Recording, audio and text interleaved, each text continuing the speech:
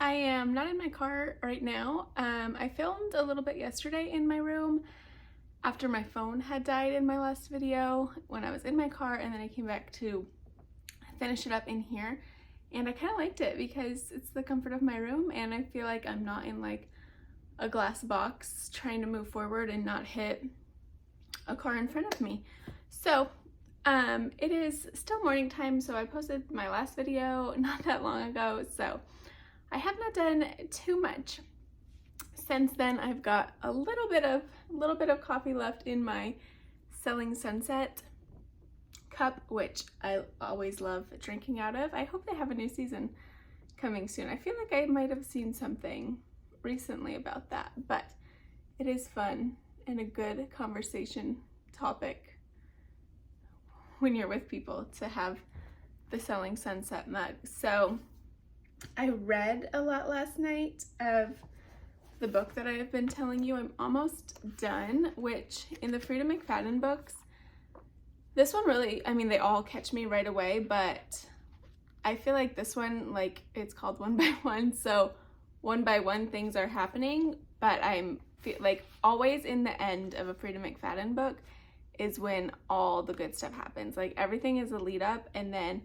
the last like just about this much, you're just like, I have stayed up probably until like 3 in the morning because I got to this point and then I needed to finish because I couldn't put it down. So I'm at that point now where all the things are happening, all the suspects and theories are going on, and every time I read one of these books I think I have it figured out.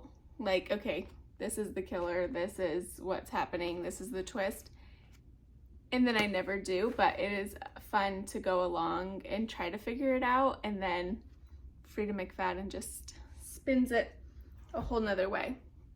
But I thought it'd be fun to show you my top 3 picks. This is The Housemaid. That was the first one I read, and I really went into it not knowing much. Like, I read the back and was like, cool, it's gonna be kind of a thriller, and so I had never read her style or anything, and it completely blew my mind. I still tell people about it. It is like a little twisted, but the movie comes out in December and I am so excited because this book made me start reading again. And I just counted when I was downstairs on my bookshelf. I've read, this will be my 10th book. I would love to read all of her books, but I'm not in a hurry because then I feel like I'm gonna run out of things and that'll be it. My second, so that's number 1. Number 2 is Never Lie. Great twists. Like, you do not see that coming. And then my number 3, which I've read 10, so these are just my top 3, is The Boyfriend. And once again, in the last bit of this book, I've had friends read it, and then like the last bit they text me and like, oh my gosh. So those are my top 3. If you want to try to get into a thriller or just like a new author, she hooks you and you're gonna spend a lot of your time like trying to figure out what's happening.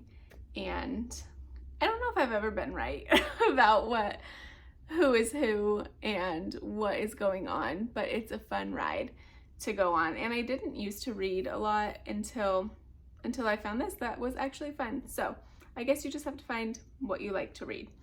I was cleaning this morning and trying to do laundry, and have you seen those like funny little memes or whatever that are like, moms are like the book if you give a mouse a cookie. If you give a mouse a cookie, they're gonna want this. But then they relate that story back to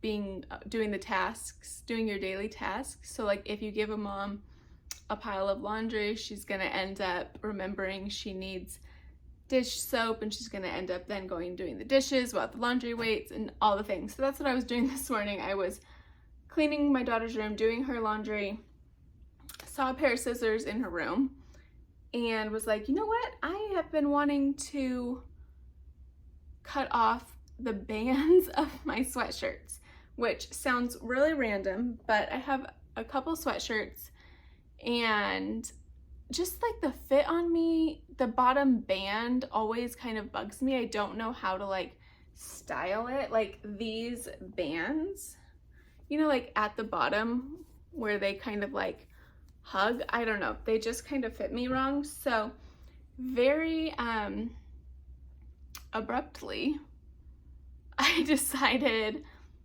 that's what I'm gonna do. And I've thought to do this for quite a while, but I guess I saw the scissors and on a quick whim, I was like, let's cut some sweatshirts. So I actually have one that I got at like a team store that's shorter and it has like a thick band and it's a loose fit, and I love how that fits. So now these are just like it. Like I cut the bottom part, so now it's just plain. My husband was on a work trip in the Yale area and bought me that. So that's cute for fall. My daughter bought me this one and I always like felt bad because I love it, but I just couldn't figure out how to wear it. So now she's gonna be so happy that she sees it on me. And how cute is it? I mean, she picked it out all by herself, that it was Diet Coke, and I love Diet Coke. So I cut that one, and then this one they got me for my birthday last year, and my favorite all-time movie is You've Got Mail. It is like my all-time comfort movie. I will play it over and over just for background noise. Like if I need to fall asleep, that goes on. I love You've Got Mail. So this is her little shop around the corner, and I cut that. So I just kind of did maybe like an inch from the band. So I don't know, I guess if you want new sweatshirts, want to feel like you have new sweatshirts in your closet, just chop them up. So, but today is Wednesday. I have not yet watched Summer I Turned Pretty. It's only like 10 in the morning. So that is on my list today. I'm hoping I can sneak it in between now and pick up. So we will definitely be talking about Summer I Turned Pretty tomorrow because I cannot wait. That is like my little fun joy of the day. So I hope you have a great day. I hope you find some joy and some extra coffee. So have a great day.